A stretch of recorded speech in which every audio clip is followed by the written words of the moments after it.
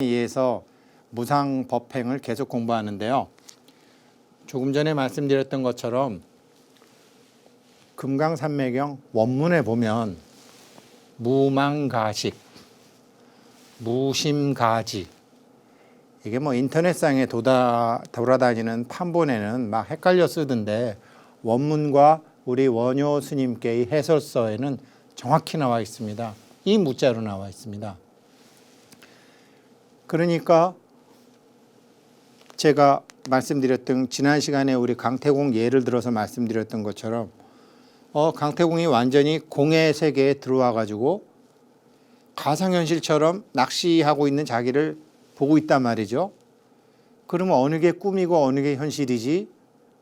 그렇게 되는 거잖아요. 어느 게 꿈이고 어느 게 현실이야. 그런데 우리는 그래도 불자들이 정말 복이 많은 게 색즉 시공이고 공즉 시색이고 색불이공이고 공불이색이기 때문에 어느 것이 맞다 그르다라는 자체가 이미 분별심이 되는 거죠. 같이 있다라고도 할 수 없고 떨어져 있다라고도 할 수 없는, 이게 굉장히 중요한 건데요. 이게 우리 금강산매경 제2품에 리법, 그 다음에 뭐 사법 뭐 이런 얘기가 나오는데, 리법과 사법이라는 거 우리 뭐 불자님들 많이 아시죠. 에이 2판 4판이다 뭐 2판 승려 4판 승려 이런 얘기도 하잖아요. 우리 참 재밌는 게 우리 여기 왜 산마지 뭐 산매 이렇게 나와 있잖아요. 금강산매경 할 때 나오잖아요. 가만히 읽어보면 사마띠처럼 읽히잖아요. 사마띠. 사마띠라는 한국말이 뭐죠? 우리 훈민정음 뭐 나란 말싸움이 중국과 달라 문자와로 서로 사마띠 아니할세. 이게 문자하고 소리하고 이게 맞지 않는다. 이 소리를 사맞지 않다 이렇게 이제 하는 거잖아요. 그런 것처럼 강태공이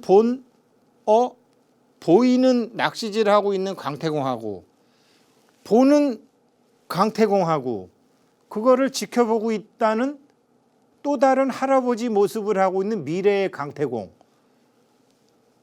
보는 나, 보이는 나, 지켜보는 나, 지켜보기 시작하고 있던 나, 지켜보기 시작하기를 50년이나 하다가 나타난 나, 요게 모조리 사마띠가 돼가지고 결국은 한 놈이거든요. 그런데 고기를 잡고 있는 사람의 문화, 보고 있는 사람의 우리가 공을 공부해서 모든 것이 가상현실이고 모든 것이 저게 실제가 아니고 환이고, 보고 있는 사람의 문화, 지켜보고 있던 사람의 무는 전혀 다른 한자로 표시한다라는 거죠. 그래서 이 우리가 금강산매경 공부할 때 개념을 정확히 잡아야 되는데, 반야심경에 보면 무자가 21번 나와요. 그런데 원래 제대로 하려면 무자가 이런 무자가 있어요. 아마 반야심경 병풍에서 이런 무자를 보신 분이 계실 거예요. 이 무는 뭐냐? 이게 어미무자잖아요. 엄마가 되려면 생리가 있어야 되잖아요. 생리가 있으면은 엄마가 되고 생리가 없으면은 엄마가 못 되는 거죠. 있어야 되는데 없을 때 쓰는 무가 이 무자입니다. 나 이번에 유학 가고 싶은데 돈이 없는데, 나 이번에 여행 가고 싶은데 돈이 없는데, 그 돈을 버는 방법을 알게 되면, 돈을 구하는 방법을 알게 되면 해결이 되는 거잖아요. 해결이 되는 무, 단지 지금이 없는 무, 그걸 이 무라 그래요. 그리고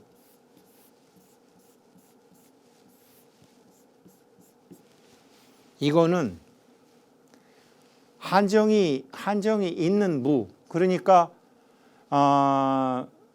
내가 지금 아직 깨닫지 못해서, 실제로는 없는 건데 실제로는 내 눈에는 있어 보이지만 실제로는 없는 건데 내 눈에 있어 보이는 무가 이 무예요. 그러니까 우리가 이제 절에 다니고 금강경 공부하고 업대 다 없는 거래. 뭐 무자화도 뭐 들고 하잖아요. 이먹고 뭐 하잖아요. 깨달으신 분은 없대는데 이게 다 가상현실이라는데, 강태공이 자기가 자기를 보고 막 주나라 문왕을 보고 군대를 본 것처럼 보고 있는 나 입장에서는 없는데 있는 거를 이 무라고 그러는 거예요. 이거는 있어야 할 것이 없을 때 무고, 이거는 없는데 있는 무가 이 무예요. 그리고 우리 금강산매경에 나오는 이 금강산매경, 이제 뭐 요즘은 이제 책이 나왔으니까 원문으로 공부하시겠지만 하늘천자 비슷한 이거는 완벽하게 없는 거.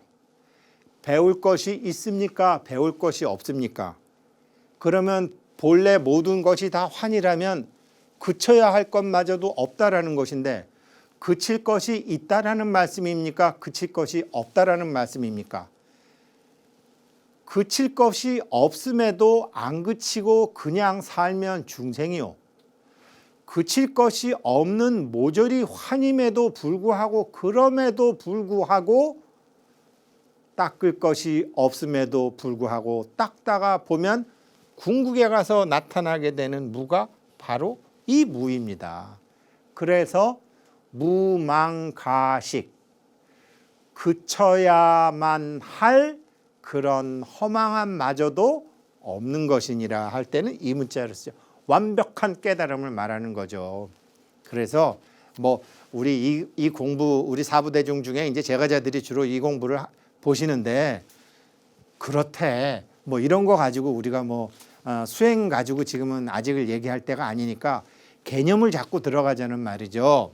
여기 이제 그냥 읽지 마시고, 제가 교재에다가 한문을 다 넣어놨는데, 그냥 이렇게 무심, 그쳐야 될 마음이 없다와 그쳐야 될 허망함조차도 없어진다, 쉬어야 될 망령도 없어지게 되느니라. 이게 우리의 궁극적인 목표고, 이 품에서, 무상법품에서 부처님이 이 말씀을 미리 해주시는 거예요.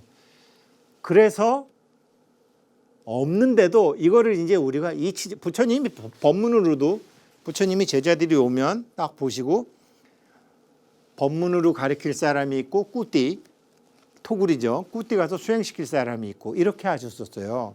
그런데 꾸띠 가서 수행시키는 사람보다가 밑에서 가르치는 사람들이 더 많았죠. 가르치는 사람들이 더 많았는데, 그랬던 것처럼 우리도 지금 뭐 BBS 불교방송에 뭐 수불스님도 법문해 주시고, 월호스님도 법문해 주시고, 뭐 지광스님도 법문해 주시고, 자꾸 듣다 보면 제가 첫 방송에 말했던 것처럼, 아, 이 소리가 이 소리구나, 그러면서 완벽하게 없는 이 무자 상황에서 자신도 모르게 부처 행위가 나오게 되는 것, 이것이 금강산매경의 핵심이거든요. 그래서 이제 요거를 이제 우리가 보면 아직은 이 무자까지 가지는 못했지만, 그래도 우리가 정말 부처님 당시에 부처님 제자들이 법문을 많이 들었겠습니까? 우리가 많이 들었겠습니까? 법문 듣는 거로는 우리 완전히 뭐 웬만한 성문들보다 10배는 더 들었죠. 그러니까 이제는 정리해서 그걸 알아야 된다라는 거죠. 그래서 무자 공부에 이어서 우리가 정확히 개념을 잡고 들어가야 될 또 하나의 공부가, 제가 지난 시간에 말씀드렸지만 이 금강산매경에 한 3번에 걸쳐서 나오는 수자, 수라는 글자예요. 그래서 지난 시간에 이제 제가 수와 기에 대해서 말씀드렸죠. 천명이라는 말이 있는데, 천명이라는 거는 제가 부자 양성 프로젝트 할 때 그 약사여래님의 44대 서원, 그 다음에 우리 금강산매 공부할 때 출세지인, 출세지과, 세상에 몸을 받아서 나온 원인이 있고 세상에 몸을 받아서 갖고 행해야 될 바가 있는데, 그런 거를 이제 천명이라고 하는데, 이 천명이라는 게 업에 의해서 불교에서는 묶여 있는 거거든요. 그런데 이 천명이라는 게, 명이라는 것은 내가 금생에 소뚜껑 운전수로 살다가 죽을 건지, 안 그러면은 정말로 내가 여태까지 살던 경험을 활용해서 누군가한테 내가 살았던 것보다는 훨씬 편하고 풍족하게 살게 가르쳐 줄 것인지, 요즘 뭐 재능보시라고 해도 좋고요. 뭐 이제 그런 것처럼 이제 이렇게 이 세상을 위해서 무언가를, 이게 부처님 공부하게 되면 최소한 내 마누라와 남의 마누라가 똑같이 보인다. 이건 애매하죠. 내 남편과 남의 남편이 같다. 이건 애매하지만 내가 좀 불교 공부가 된 사람인지 안 되는 사람인지는 가능합니다. 내 자식한테 주는 돈이랑 남의 자식한테 주는 돈에 아까운 마음이 평등해지면 그거 깨달은 겁니다. 그런데 내가 암만 절에 50년을 다니고 절을 수천 채를 지고 그래도 내 자식한테 주는 1,000만 원보다 남의 자식한테 주는 30만 원이 아깝다면 그거 아직 공부 안 된 겁니다. 상이라는 거를 다 상이라는 거를 자기는 아직 느끼지 못하기 때문에 그 상태에서는 열애장의 성품이 작동이 되질 않아요. 이 열애장은 보배의 창고인데 이걸 열애의 성품을 남의 자식이지만 제가 정말 필요하다 그래서 걔한테 쓰면은 이게 30만 원 쓰면 뒤에 300억이 따라올지 3천억이 따라올지 모르는데 평생 열애장 한 번도 써보지도 못하고 죽는 사람이 한두 사람이 아니거든요. 그 아까운 마음이. 제가 정말 속상하는 일이 하나 있는데 우리 부자님도 아셔야 돼요. 외국에 있는 우리 한국 사찰이에요. 신도들끼리 싸우고 막 싸워가지고 미국 법원에 갖고 갔어요. 몇 년째 싸우고 있어요. 판사가 여자예요. 미국 법원 판사가 이건 뭐냐. 우리 이 동네에서는 어느 종교도 종교단체에서 소송이 들어오는 경우가 없다. 다른 불교도 소송이 들어오는 게 없다. 불교처럼 융합자라고 화합자라는 종교가 없는데 왜 그러느냐. 난 불교가 싫다. 이게 한국 불교 소송 사건을 맡은 미국 여자 판사의 입에서 나오는 얘기예요. 그거 들으신 분 여기 계실 거예요. 근데 내용이 뭐냐? 왜 싸웠느냐? 우리 절의 옛날 주지스님과 지금 오신 주지스님의 견해가 다르다고 신도들끼리 싸운 거예요. 아니, 부처님법 공부하는 사람이 새로 오신 주지스님이 이 말씀을 하신들, 옛날 스님이 이 말씀을 하신들, 이거를 소송을 해요? 종교단체가요, 타 종교도 한국에서 소송 많이 합니다. 종교단체가 우리 하느님 대단하다고 그러고 우리 부처님 대단하다고 그러면서 종교단체가 법적으로 문제를 해결한다 그러면 엄청 부끄러운 거죠. 왜? 부처님 위대하다며? 그 위대한 부처님 어디다 쓰고, 우리 절의 부처님 영험스럽다며?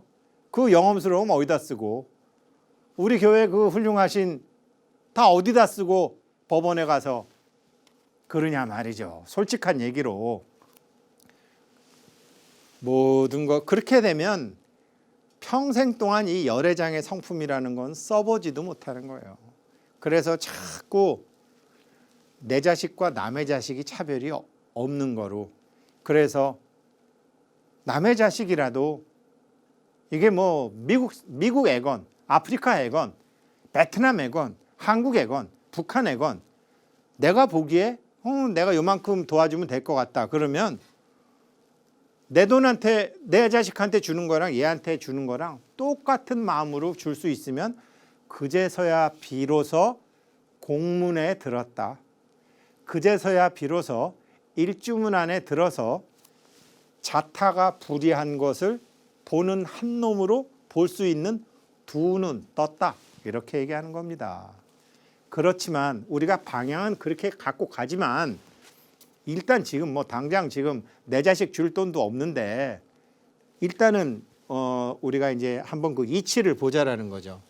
그래서 내가 부처님한테 받아갖고 나오기는, 금생에 못 받아갖고 나올 때는 분명히 큰 일체 중생을 제도할 수 있는 그런 모든 돈과 군자금을 갖고 세상에 태어났어요. 그런데 말씀드렸잖아요.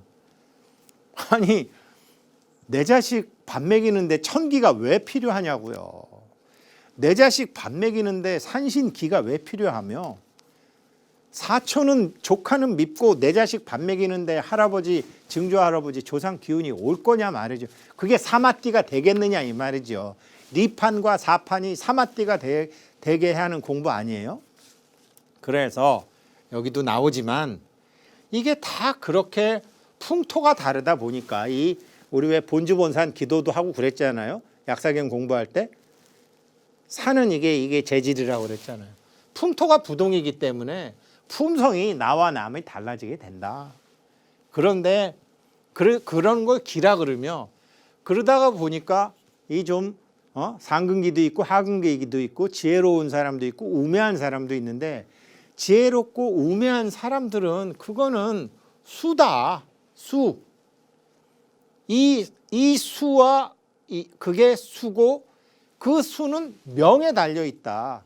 그래서 부처님, 나 정말로 이제 나이 들었지만 내가 사홍서원처럼 한번 일체 중생 제도하기 위해서 진심으로 진정성을 가지고 해볼게요. 그러면은 하늘의 명이 바뀌어갖고 수가 바뀌어갖고요. 지혜와 어리석음이 달라요. 주식 투자를 하더라도 잘해. 며느리를 보고 사이를 보더라도 사람 보는 눈이 생기게 돼 있어요. 그런데 이제 건강 뭐 이런 거 있잖아요. 그 건강은 하늘, 기, 생기, 천기 뭐 이런 거로 있잖아요. 하늘에 달려 있다. 이 기수 소유가 모두 천명에 딱 그냥 질곡처럼 잡혀 있는 것이다. 지난 시간에 여기까지 말씀드렸죠. 근데 조금 더 우리 공부해야 돼요. 세 가지 무 중에 궁극적인 무를 우리가 한 번이라도 실행을 해보려면 개념을 바로 잡고 들어가야 돼요. 약득 진도면 그런데 만약에 우리가 진짜 도를 얻게 되면 진짜 도가 뭐겠어요? 완벽한 무잖아요. 없는 거잖아요. 이게 다 상이고 가상현실이고 이거를 그렇다가 아니라 맞네.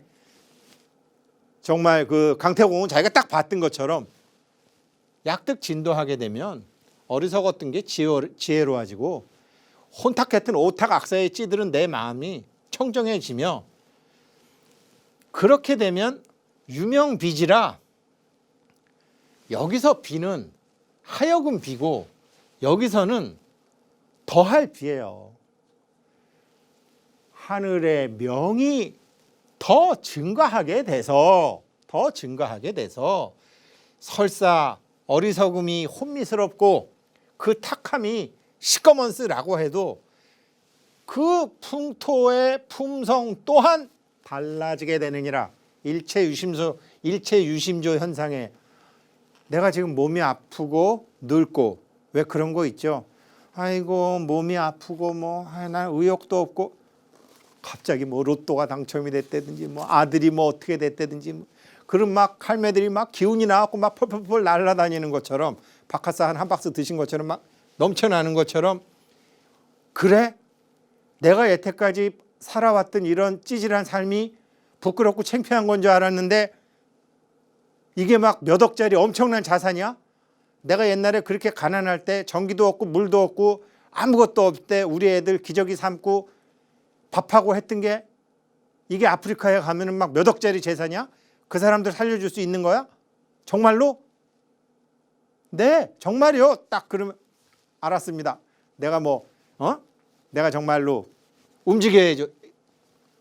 마음에 따라 몸이 바뀌어지는 거 역풍토품 수지 하게 되느니라.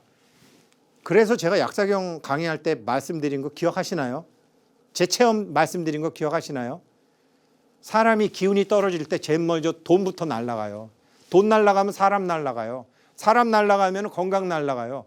건강 날아가면 나중에 자식까지 날아가 버려요. 자식도 부모 싫어해. 근데 약사경 공부해서 원을 갖고 뜻을 갖고 정말 바뀌게 되면 첫째는 제일 먼저는 자식들이 붙어요. 그 다음에는 건강해져요. 누군가 와서 몸을 막 낫게 해줘. 채널 틀었는데 저러면 허리가 난대. 채널 틀었는데 저러면 풍 걸려도 70%는 회복된대. 건강을 낳게 되는 인연이 자꾸 들어와요. 그 다음에는 사람이 들어와요.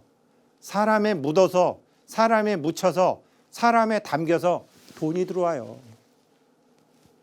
말씀드렸잖아요. 그러니까 이 육신을 갖고 있는 거는 1대4 인연이라 지금 부자 양성 프로젝트 하면서 제가 약사경 했잖아요. 건강해지시라고.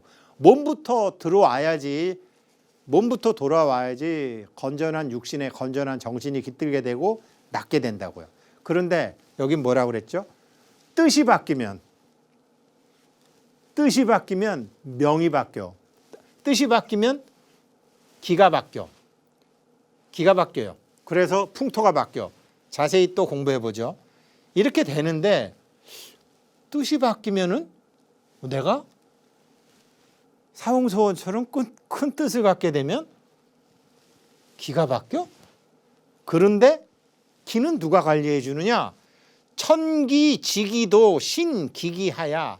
천기와 지기도 그 신통스러운 것이 그 기틀이 있어서 사인부지, 사람들로 하여금 알지 못하게 하지만 이 법계의 살림살이, 이 부처님의 이 작용, 불보살님들의 작용이 사람들은 알지 못하게 하기 때문에 이름하여 스스로 그러함. 우리 자연생활 스스로 그렇게 되며 그렇게 만들며 천기와 지기가 들어간다는 소리죠.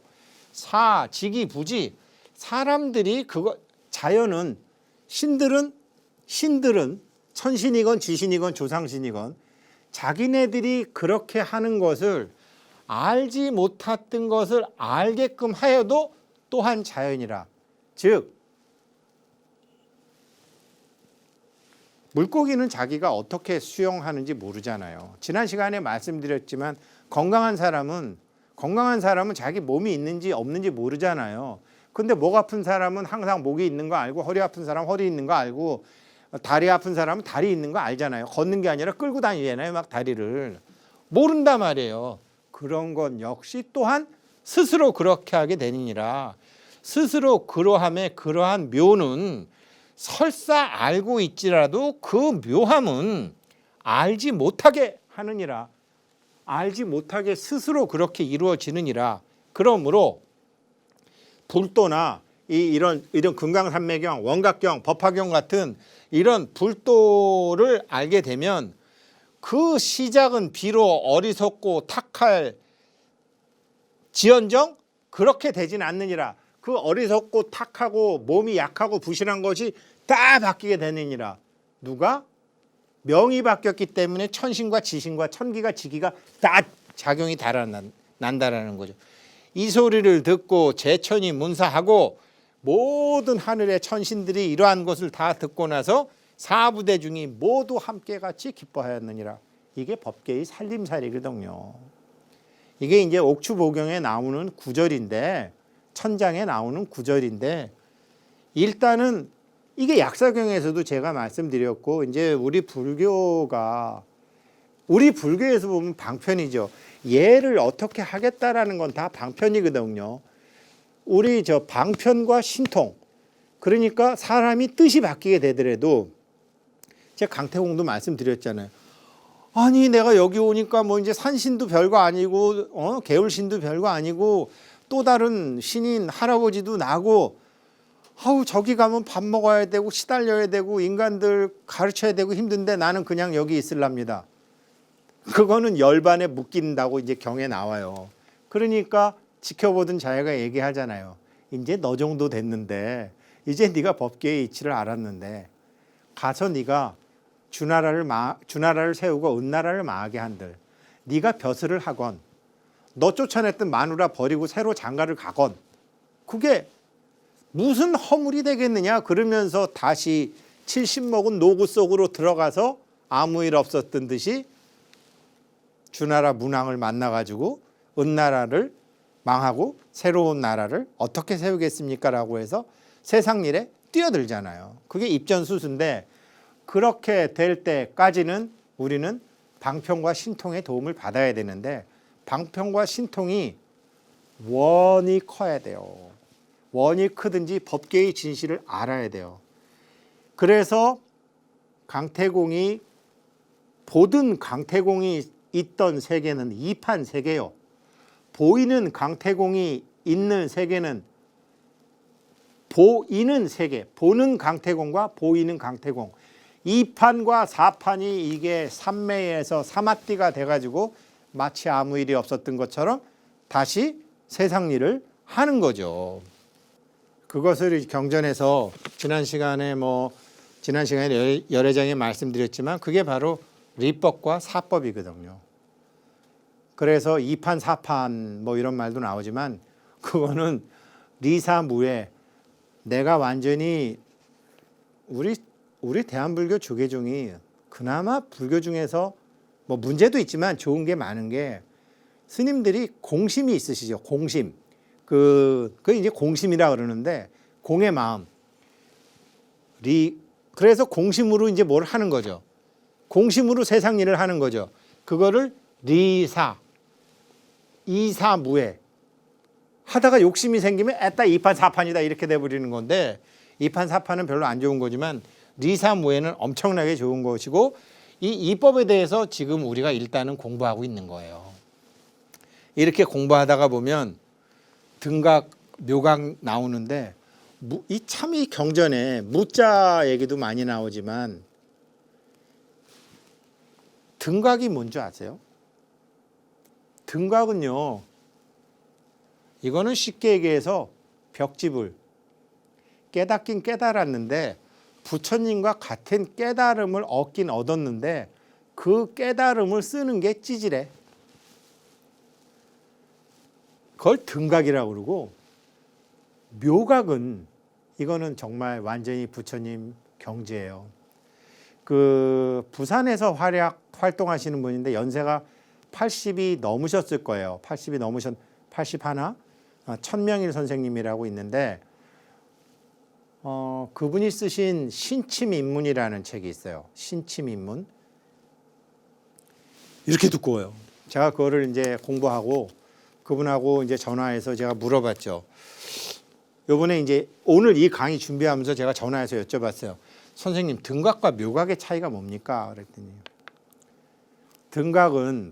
등각은 보살 12지 중에 보살 10지를 얘기하는 것이고 묘각은 보살 12지 중에 마지막 12지까지 간 것이다.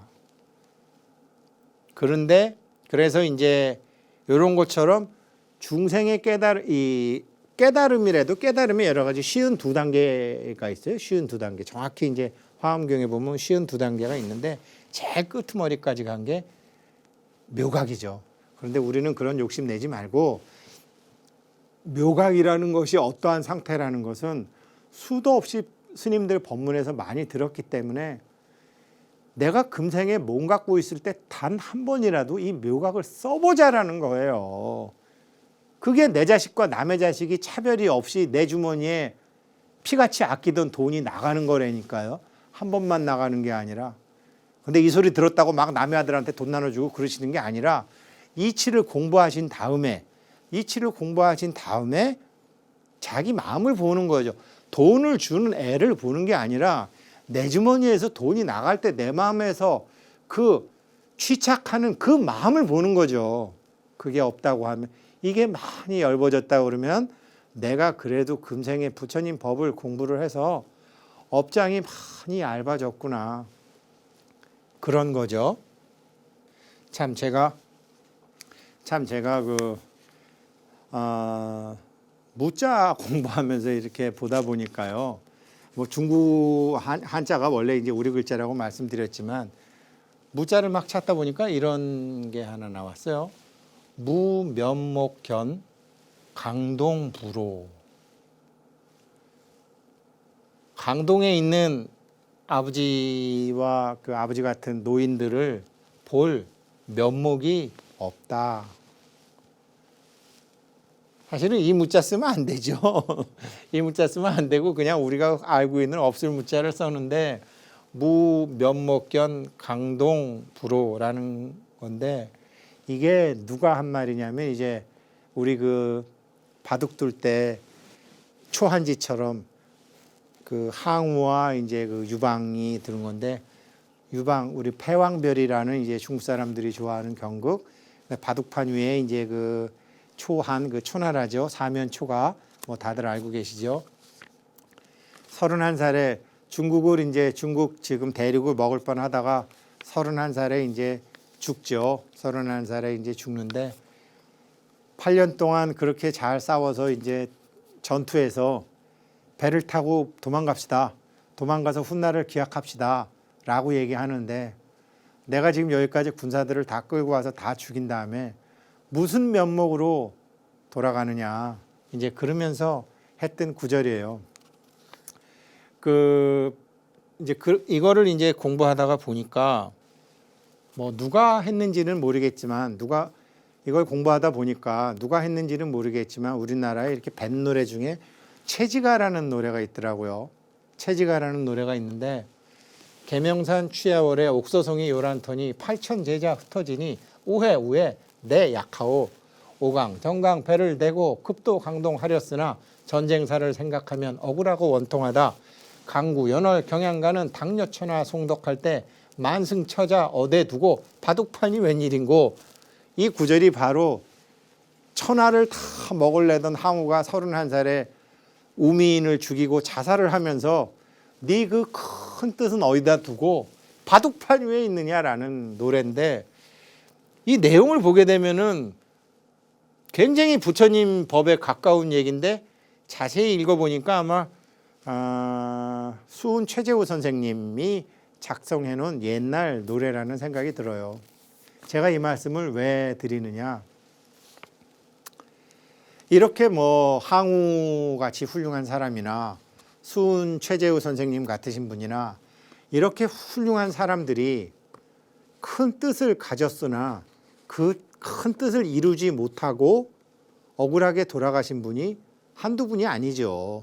우리나라도 뭐 맹자님, 뭐 공자님 이런 분 말고도 뭐 임경업 장군이니 뭐 여러 분들 계시잖아요. 근데 제가 공부해 보니까 저는 이제 우리 불자님들도 저만 해도 제가 살아온 지난 날들이 억울한 것도 있고 좀 분한 것도 있는데 그래도 원각경 공부하고 금강산매경 공부하면서 그럴 필요가 전혀 없다라는 것을 알았어요. 이 금강산매경에 보면 일각이라는 말이 나오고 시각이라는 말이 나오고 본각이라는 말이 나와요. 그래서 원효대사가 소를 타고 가면서 얘기했다고 그랬잖아요. 그리고 제가 말씀드렸죠.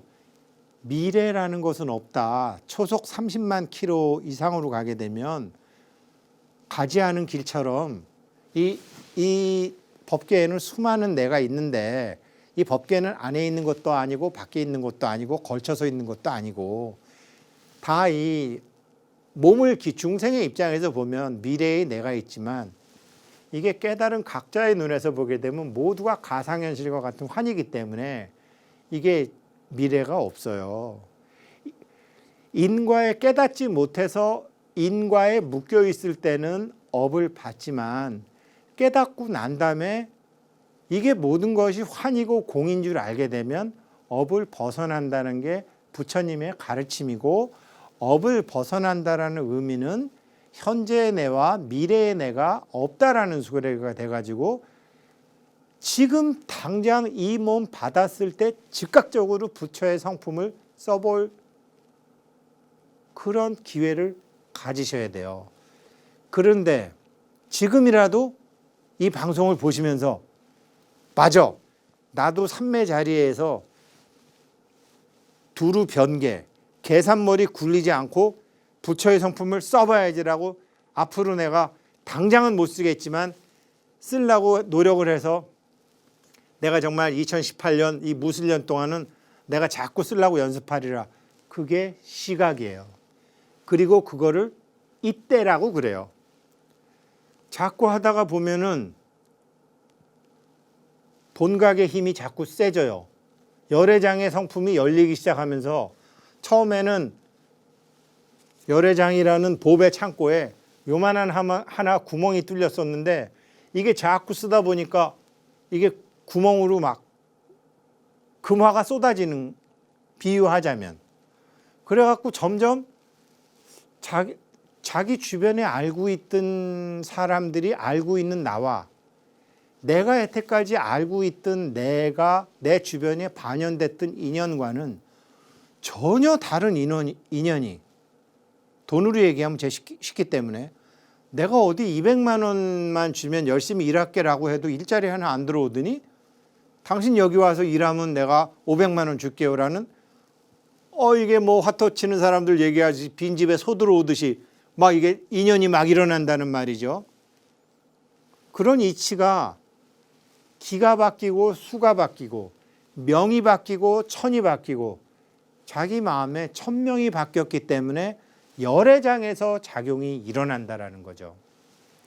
그래서 처음에는 시각과 본각이 다르지만 내가 열애의 성품을 썼을 때를 이때라고 하고 그리고 이 본각이 본격적으로 작용이 될 때를 그때라고 해서 이 나중에 금강산매경 지장보살품에 가게 되면 후득처에 가면 이때가 그때 되고 그때가 이때 된다는 말이 나와요.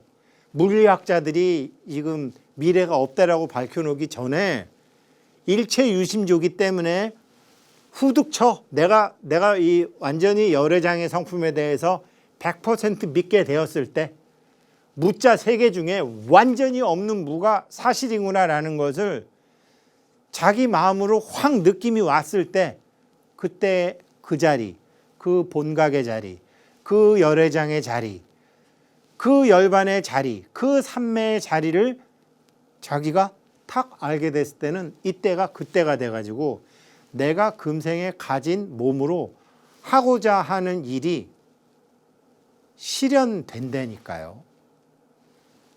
제가 이제 이런 것 때문에 이번에는 부자 완성이다. 지난번에는 약사경으로 서원을 크게 해서 그 천과 천기를 받는 방법과 명을 바꾸는 방법에 대해서는 공부했지만 일모도원이라 해는 저물어 가고 길은 머니 금강산매경 같은 도노법으로 그냥 한 방에 쳐서 이제는 그래도 육신이 움직일 수 있을 때 부처의 성품을 쓰자. 이게 부자 완성 프로젝트거든요. 그래서 이제 뭐 이걸 공부하다가 보니까 참 역발산 기계세라는 엄청난 힘을 갖고 있던 항우라는 사람의 한풀이 노래고 항우라는 사람을 빗대서 수은 최재우 선생님 뭐 후천이니 뭐 선천이니 하면서 이를 바꿨던 사람들 그분들이 우리 부처님처럼 완벽한 무에 대해서는 불행히도 개념이 없으셨나 봐요. 그리고 제가 아까 한국 불교 외국 언어 사찰에서 싸우고 있다고 말씀드렸는데 무자 화두를 그렇게 좋아하는 대한민국에서 무를 쓸 줄 모르는 거죠. 물론 저도 이런 얘기하기는 많이 부끄러운 일을 하면서 살아온 사람이면 틀림이 없지만 앞으로는 정말로 없음을 정확히 알고 무자가 3개가 있는데 그 무자 중에서 두 번째 우리가 지금은 있지만 원래는 없는 무. 무가 망식처럼 완벽한 무는 아니더라도 지금은 있지만 아직은 깨닫지 못했기 때문에 있는 무. 그 무의 마음을 써보다가 보면 모든 것이 바뀔 거라는 거죠. 그래서 오늘까지 금강산매경의 제2품인 무상법품을 하고 이제 다음번부터는 3품인 무생행품 이 교재가 뭐 이미 나왔기 때문에 다 아시겠지만 이 금강산매경의 4국에라도 하나 알게 되면 정말로 방평과 신통으로서 모든 사람들의 존경을 받게 되고 뭐 모든 문제를 다 풀 수 있을 것이라는 구절이 6품에 나오는데 이제는 공부가 어느 정도 되신 무상 법품을 공부하신 분들이기 때문에 다시 한번 말씀드릴게요. 자, 여태까지 우리가 이제 2품까지 하셨으니까 어느 정도 내가 이제 법계 실상에 대해서 이해가 되셨나? 금강산매경 4국에를 우리 한번 공부해 볼까요? 중간 점검이죠. 인연소생의 인연으로 모든 것이 생했다라고는 하지만 시의 멸 비생 그거는 너의 부처 성품이 죽은 것이지 인연이 생긴 게 아니야. 멸제 생멸의 모든 생멸이 이제 드디어 강태공이 봤듯이 없어졌다고? 그래. 시의생 비멸. 그거는 너의 열애가 생한 것이지 없어진 게 아니야. 이제 금강경 사후에 조금 이해되십니까? 인연소생의 시의멸 비생이요. 멸제 생멸의 시의멸 시의생 비멸이라. 이제 요것을 잘 이해하시고 무생행품 다음 시간부터는 삼품 공부를 하도록 하겠습니다.